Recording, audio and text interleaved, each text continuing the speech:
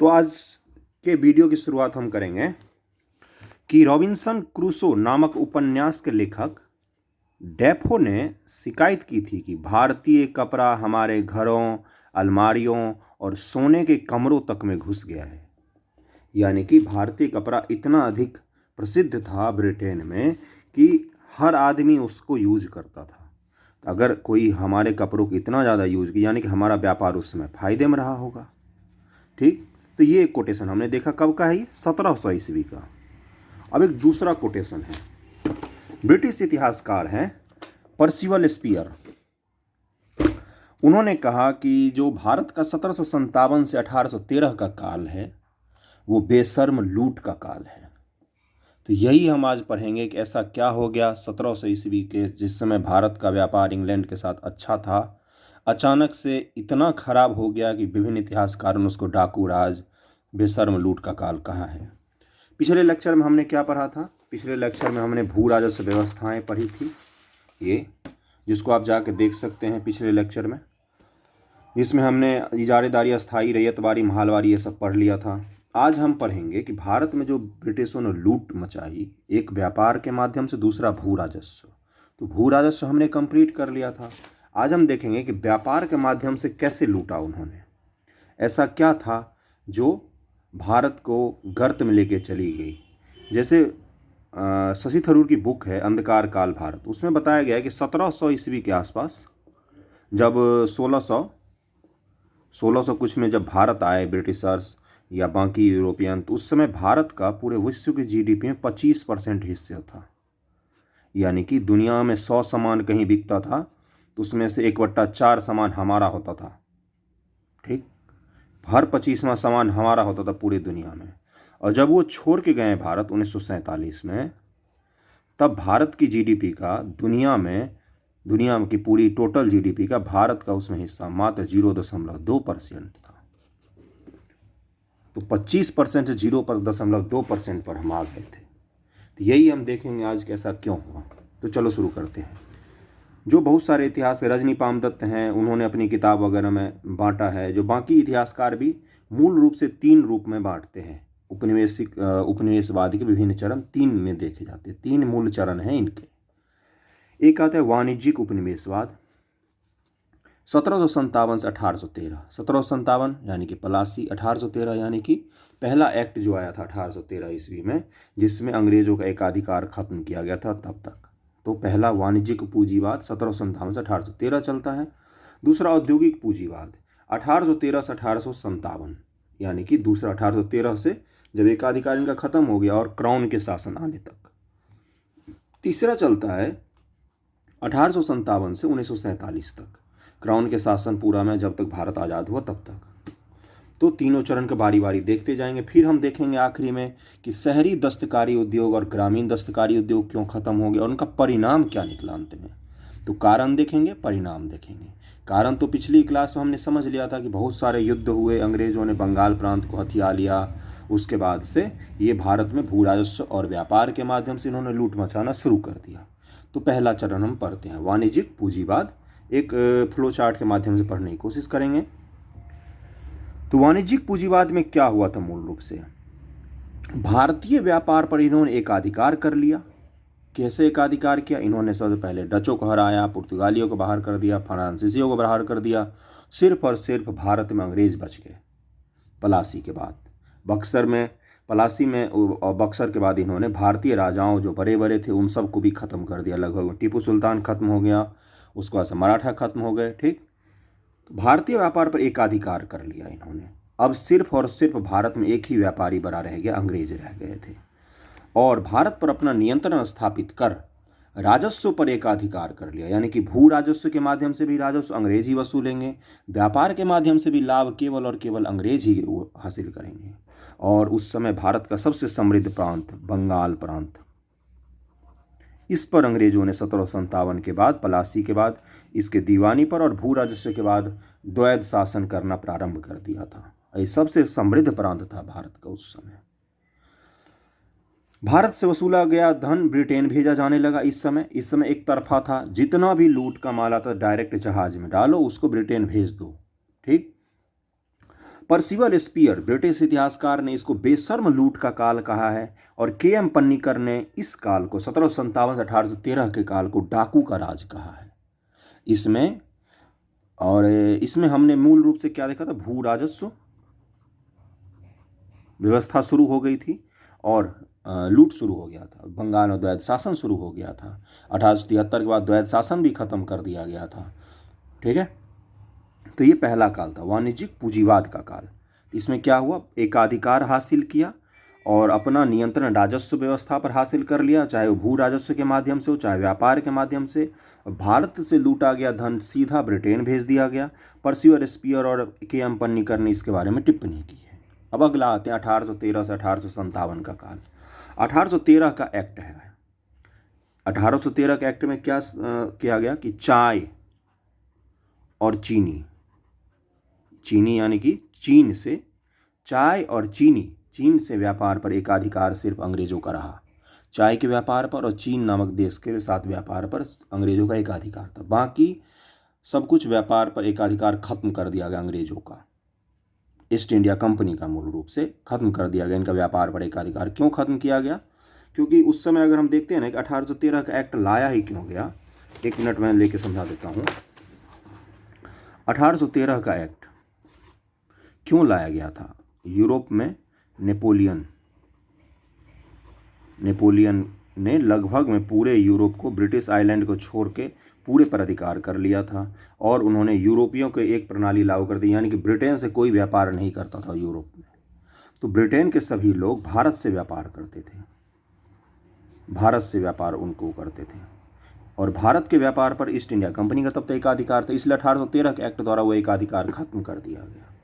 और उसके बाद एडम स्मिथ की बुक जो है वेल्थ ऑफ नेशन, उसमें उसने मुक्त व्यापार की बात की है। उसके बाद ही 1813 का एक्ट आया था। इसलिए 1813 के एक्ट में मुक्त व्यापार को भी सपोर्ट किया गया, यानी कि सब व्यापार कर सकते हैं। ब्रिटिशर्स की मैं बात कर रहा हूँ, भारतीयों की उस समय कोई हैसियत ही नहीं थी, तो मुक्त व्यापार की बात करते थे। ठीक, इसलिए 1813 के व्यापार को खुला बनाया गया। और 1813 में क्या था, 1 लाख रुपये शिक्षा पर खर्च करेंगे और मिशनरियाँ अपना प्रचार प्रसार खूब भारत में कर सकती हैं। ठीक है, मिशनरियों को प्रचार की आज्ञा दे दी गई कि ठीक है, जाओ तुम खूब भारत में ईसाई धर्म फैलाओ। तो 1813 और 1857 के काल को औद्योगिक पूंजीवाद कहा जाता है। अब इसको हम पढ़ेंगे। 1813 एकाधिकार समाप्त हो गया जो हमने देखा, और चाय और चीन के व्यापार पर एकाधिकार अभी भी बना हुआ था। औद्योगिक क्रांति शुरू हो गई थी ब्रिटेन में, यानी कि ब्रिटेन में जब औद्योगिक क्रांति शुरू हो गई तो उसको कच्चे माल चाहिए और वो कच्चे माल लेके फिर उसका उत्पाद भी तो कहीं पर बिकेगा, तो वो भी उत्पाद बेचने के लिए उसको बाजार भी चाहिए। तो औद्योगिक क्रांति जब ब्रिटेन में शुरू हो गई तो भारत से बहुत सारे कच्चे माल ले जाए जाते थे वहाँ और उनको उपनिवेशों में जो अलग अलग थे वहाँ पर बेचा जाता था। ठीक है, तो औद्योगिक क्रांति शुरू हो गई। सस्ते उत्पाद को उपनिवेश के बाजार में बिखेर दिया गया। जब ब्रिटेन के सस्ते उत्पाद को भारत के बाजार में बिखेर दिया जाएगा, यानी कि भारत के जो हाथ से निर्मित वस्तुएं हैं, जो हथकरघा का उद्योग था या हाथ से बनाए हुए चमड़े के सामान का उद्योग था या बर्तनों का उद्योग था, वो धीरे धीरे खत्म हो जाएंगे। क्योंकि उनकी लागत अधिक है, वो सस्ते पर बेचेंगे तो उनको व्यापार में नुकसान होगा और वो खत्म हो गए धीरे धीरे। यानी कि क्या शुरू हो गया, भारत से कच्चा माल जा रहा है और वहाँ से निर्मित माल भारत आ रहे हैं। औद्योगिक क्रांति वहाँ पर शुरू हो चुका है। भारत को ब्रिटेन का अधीनस्थ बाजार बना दिया गया, यानी कि भारतीय बाजार का अपना कोई अस्तित्व नहीं रहा। जो हमने देखा कि पहले 1700 ईस्वी के आसपास हमने कोटेशन जो पढ़ा कि जिसमें भारतीय सामान इंग्लैंड के हर घर में पहुंच गए थे। इतना अच्छा सामान होता था भारत का। इससे वो लोग परेशान हो गए। उन्होंने एक एक्ट तक बना दिया और उसको लागू कर दिया गया कि भारत के सामान अब हमारे देश में नहीं बिकने चाहिए। किसी एक महिला के पास एक रुमाल मिला भारतीय, तो उसको गिरफ्तार कर लिया गया था। ये हम देखेंगे अभी। तो दूसरे में क्या हो, औद्योगिक क्रांति शुरू होने के बाद सस्ते उत्पाद को उपनिवेश के बाजारों में बिखेर दिया गया, यानी कि भारत के बाजार में। भारत को ब्रिटेन का अधीनस्थ बाजार बना दिया गया। स्थानीय शिल्प उद्योग को नष्ट कर भारत को कृषि प्रधान व कच्चा माल उत्पादक बनाया गया। भारत इससे पहले कृषि प्रधान नहीं था। भारत में बहुत सारे कुटीर उद्योग काम करते थे। जिनको खत्म करके हमें बोला गया कि तुम सिर्फ कच्चा माल का उत्पादन करोगे, जैसे कि कपास का उत्पादन, जैसे कि नील का उत्पादन, जैसे कि बाकी चीज़ों का उत्पादन, चाय का उत्पादन कर लो। तो कच्चे माल का उत्पादक हम बन गए और रेडी माल का उत्पादक औद्योगिक क्रांति से ब्रिटेन से होकर भारत में आता था। अब खाद्यान्न का स्थान पर अब कच्चा माल में क्या चाहिए इनको? कपास चाहिए या दूसरे फसल चाहिए जो नकदी फसल होते हैं। खाद्यान्न का स्थान पर नकदी फसलों पर उत्पादन पर जोर दिया गया। तो जैसे ही खाद्यान्न का उत्पादन कम होगा, नकदी फसल का उत्पादन बढ़ेगा, यानी कि खाद्यान्न की कमी होगी, खाद्यान्न महंगे होंगे और सब अफोर्ड नहीं कर पाएंगे, अकाल पड़ेगा। ठीक है, अकाल उससे हुआ, विद्रोह बहुत सारे हुए इसके बाद। और इसके बाद जैसे अब कच्चा माल इनको पहुंचाने के लिए अलग अलग पोर्ट तक इनको परिवहन भी तो चाहिए, तो इन्होंने रेलवे का विकास किया, सड़कें बनाए, जिससे कच्चा माल को पोर्ट तक पहुंचाया जाए और पोर्ट से फिर उसको ब्रिटेन लेकर जाया जाए। ठीक, तो हमने दो चरण देखे, वाणिज्यिक पूंजीवाद, एक औद्योगिक पूंजीवाद। 1757 से 1813 वाणिज्यिक पूंजीवाद था, 1813 से 1857 औद्योगिक पूंजीवाद है, यानी कि उद्योग के माध्यम से इसमें हमें लूटा गया। इसमें वाणिज्य यानी व्यापार के माध्यम से हमें लूटा गया। ठीक है, व्यापार के माध्यम से कैसे लूटा गया था कि पहले जब अंग्रेज आते थे, शुरुआत में जब वो पहले व्यापार करने आए थे ईस्ट इंडिया कंपनी, तो ईस्ट इंडिया कंपनी अपने घर से बुलियन यानी कि या दूसरे देशों से बुलियन, सोना चांदी बाकी जैसे अमूल्य चीज़ें लेके आते थे, उनको भारत के बाज़ारों में बेचते थे और यहाँ से फिर सामान लेके जाके ब्रिटेन में बेचते थे। ये नॉर्मल व्यापार का था। लेकिन उन्होंने फिर बाद में क्या किया कि अपने जो निवेश थे, जो पैसे लगाते थे वो भारतीय बाजार में, जो खरीद के लिए पैसा लगाते, तो वो भी यहीं से उन्होंने हासिल करना शुरू किया। कैसे? भू राजस्व से जो पैसे आए उससे कच्चे माल खरीद लिए और उस कच्चे माल को फिर हमने ब्रिटेन में दूसरे कंपनियों को बेच के उससे लाभ कमा लिया। ठीक, तो ये वाणिज्यिक पूंजीवाद का था। औद्योगिक पूंजीवाद में हमने क्या देखा कि एकाधिकार खत्म होने के बाद अलग अलग तरीके से औद्योगिक क्रांति जैसे ही शुरू हुई ब्रिटेन में, औद्योगिक पूंजीवाद का दौर शुरू हो गया था। ठीक, इसमें हमने देखा कि भारतीय शिल्प बर्बाद हो गए क्योंकि सस्ते वहाँ से उत्पाद बन के आने लग गए। उसके बाद से खाद्यान्न का स्थान पर नकदी फसलों का उत्पादन बढ़ गया, भारत में अकाल पड़ने लग गए, विद्रोह शुरू हो गए, रेलवे और सड़क इत्यादि का निर्माण शुरू हो गया। इन दोनों को यानी कि वाणिज्यिक पूंजीवाद और औद्योगिक पूंजीवाद की वजह से ही 1857 की क्रांति हुई थी। 1857 इस क्रांति ने अंग्रेजों को झकझोर के रख दिया। उसके बाद इन्होंने दूसरा तरीका अपनाया। 1857 के बाद क्राउन के हाथों में सत्ता चला गया, यानी कि ब्रिटिश महारानी के हाथों में प्रत्यक्ष रूप से शासन चला गया। कंपनी के एकाधिकार, सब कंपनी के सारे अधिकार खत्म कर दिए गए। ईस्ट इंडिया कंपनी अब नहीं रही, अब भारत में क्राउन ही शासन करते थे, यानी कि भारत पूर्ण रूपेण से क्राउन का अधीनस्थ शासन करने लग गया भारत में।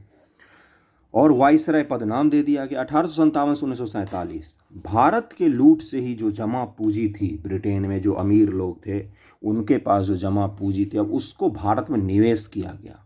जैसे भारत के उद्योग धंधों में निवेश करो, 5% निवेश करो, 20% कमा के ले जाओ। तो ये वित्तीय पूंजीवाद के दौर में शुरू हुआ। भारत के लगभग में सारे बड़े बैंक उस समय के ब्रिटिशर्स की देन थी, सारे ब्रिटिश ही पूंजी लगाते थे उसमें। बड़े रेलवे में क्या सिस्टम था, यानी कि इसमें मुनाफा के लिए निवेश शुरू किया गया वित्तीय पूंजी। रेलवे में क्या सिस्टम था, 5% का सिस्टम था, 5% गारंटी योजना, यानी कि आप रेलवे में पैसा लगाइए, पटरी बिछाइए भारत की रेल में, आपको 5% मिनिमम लाभ मिलेगा। अगर आपको 5% से अधिक लाभ मिला तो आपका है, अगर 5% से कम लाभ मिला तो हम 5% लाभ आपको निश्चित रूप में प्रदान करेंगे। तो यानी कि गारंटी पर पहली बार कहीं दुनिया में निवेश पर फायदा मिल रहा था, वो भारत में ही हो रहा था। रेल में निवेश करने पर गारंटी, 5% मुनाफा। उसके बाद से रेल, चाय, नील, रबर इत्यादि में निवेश को प्रोत्साहित किया गया कि यानी कि रेल में निवेश कर लो। चाय के बड़े बड़े बागान लगाए गए इस समय। उसके बाद से नील की खेती की गई, पट्टे पर जो पहले ही पैसे दे दिए जाते थे उनको बोला जाता था खेती करो, और वो खेती का पहले ही दाम तय हो जाता था जो सस्ते आधार पर होता था। और रबर इत्यादि में निवेश किया गया, रबर की खेती, नील की खेती, चाय, इन सब में निवेश किया गया। तो 3 हमने औद्योगिक पूंजीवाद के उपनिवेश के विभिन्न चरण देखे, उपनिवेशवाद के विभिन्न चरण 3 देखे, वाणिज्यिक पूंजीवाद, औद्योगिक पूंजीवाद और वित्तीय पूंजीवाद। ठीक, इनके माध्यम से भारत में इसी फ्लो चार्ट के माध्यम से मैं समझाना पड़ेगा कि कैसे भारत में किस काल में क्या चल रहा था। इस काल में कौन कौन आए थे मेन 1857 से 1813 के काल में वॉरेन हेस्टिंग्स आया था, और सबसे पहले क्लाइव आएगा, वॉरेन हेस्टिंग्स आएगा, कर्नवालिस आएगा, और फिर वेलेजली आता है। मेन रूप से ये मुख्य गवर्नर जनरल थे। और फिर 1813 से 1857 आता है, 1857 से 1947 का काल आता है। 3 चरण हमने देख लिए, तीनों के हमने परिणाम निकाल के देखे। अब हम चलते हैं कि भारत के शहरी और ग्रामीण दस्तकारी उद्योग आखिर क्यों विनाश के कगार पर पहुंच गए।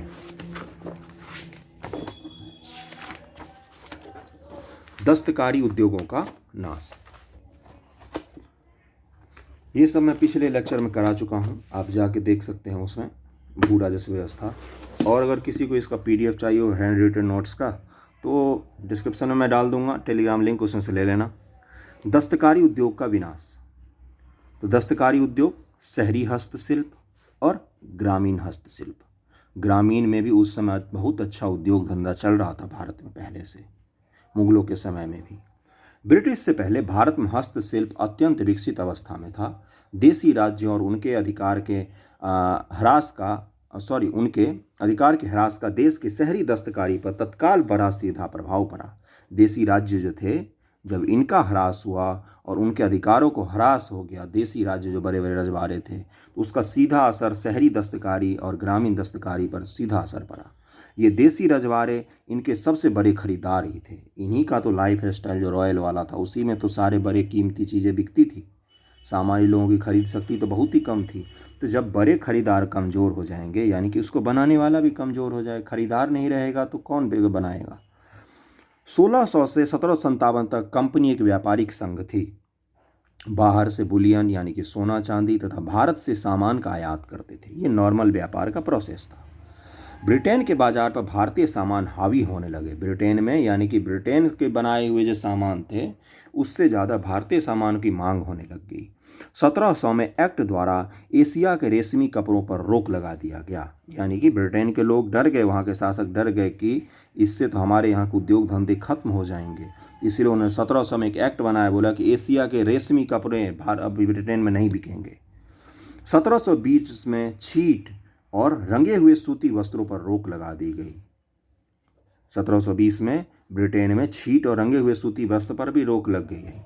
और 1720 में ये भी हो रहा है, और भारत में भी देसी रजवाड़े खत्म हो रहे हैं, यानी कि सारे बड़े खरीदार खत्म हो रहे हैं भारत से।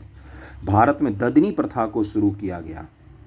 ददनी प्रथा में क्या होता था कि पेशगी के बदले करारनामा लिखवा लेते थे और निश्चित दिन पर, निश्चित मूल्य पर, निश्चित संख्या में सामान पहुंचाना और निर्माण करना होता था। जैसे हमने लिखा लिया कि 26 जनवरी को तुम्हें 100 सामान पहुंचाना है 50 रुपये के मूल्य पर किसी भी हालत में। अब हमें नहीं पता कि 26 जनवरी तो उसका बाजार मूल्य बढ़े या घटे, हमें तो 100 रुपये में ही चाहिए।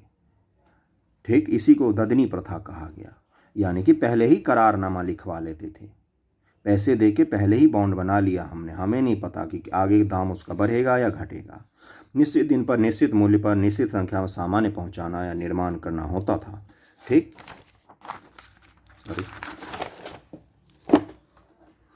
ये शहरी शिल्प उद्योग की बात थी कि शहरी शिल्प उद्योग कैसे नाश हुआ। तो ऐसे ही पहले क्या हुआ था कि जो रजवाड़े थे और ब्रिटेन था, इन्हीं दोनों में शहरी शिल्प उद्योग मुख्यतः बिकते थे।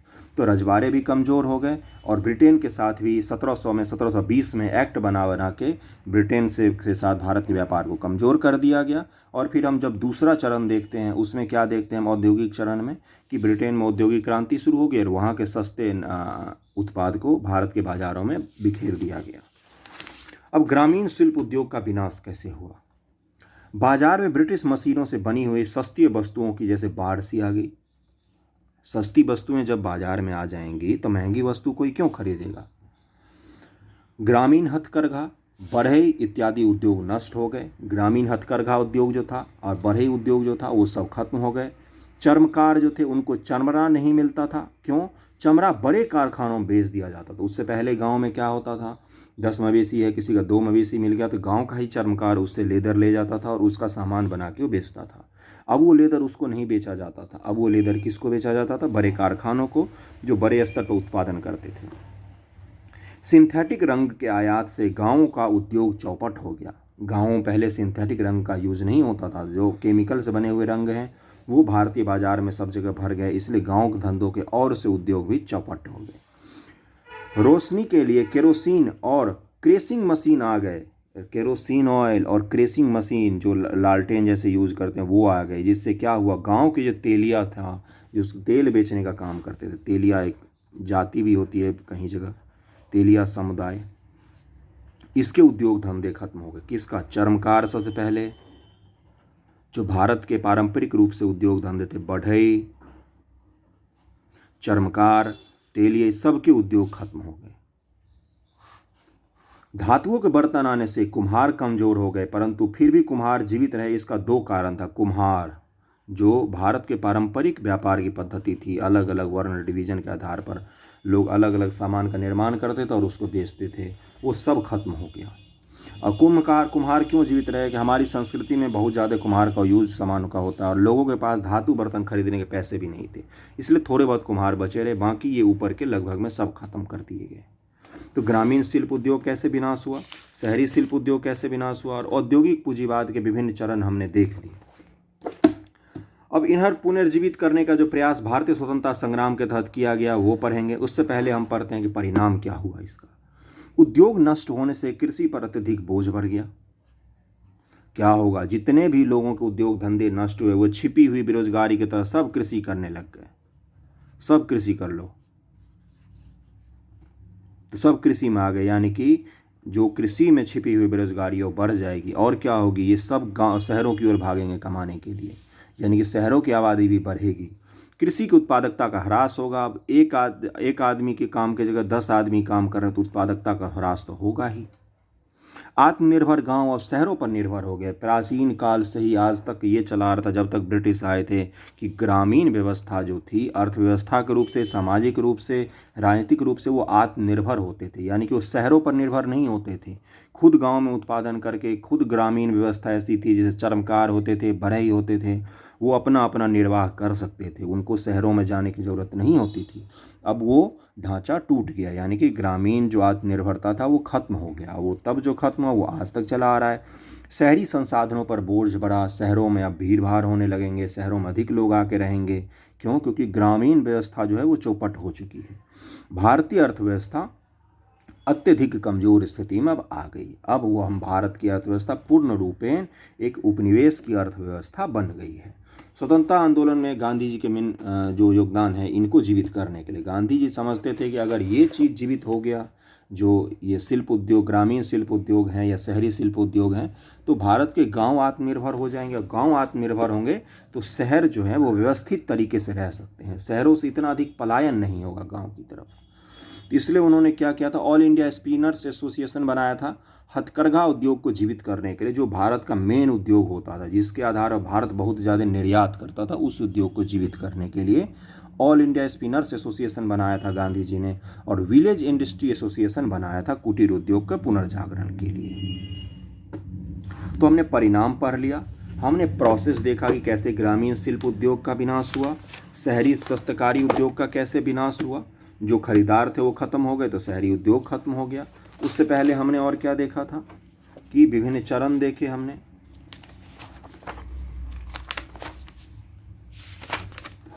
वाणिज्यिक पूंजीवाद, औद्योगिक पूंजीवाद, वित्तीय पूंजीवाद, तीनों चरण देखे हमने। तीनों चरण के अलग अलग जो उसमें क्या सब कर रहे थे वो देखे हमने, अलग अलग माध्यमों से तीनों में। इसमें क्या था, एक तरफा लूट था। इसमें क्या था, औद्योगिक क्रांति के बाद की लूट थी। इसमें क्या था, निवेश के माध्यम से लूट था। भारत में बहुत सारे बैंक खोले गए थे इस समय, बैंक, उद्योग धंधे, स्टील उद्योग, अलग अलग बहुत सारे उद्योग खोले गए थे। तो हमने पूरा देखा, परिणाम भी देखा। ठीक है, अगर आपको वीडियो पसंद आए तो आप वीडियो लाइक कीजिए। अगला लेक्चर हम जब लाएंगे तो उसमें हम 1857 का विद्रोह पढ़ेंगे। 1857 का विद्रोह मैं अपने नोट से ही पढ़ाऊँगा। अगर किसी को PDF चाहिए तो टेलीग्राम चैनल ज्वाइन कर लो, उसमें मिल जाएगा, मैं भेज दूँगा आज। ठीक है, थैंक यू सो मच, धन्यवाद।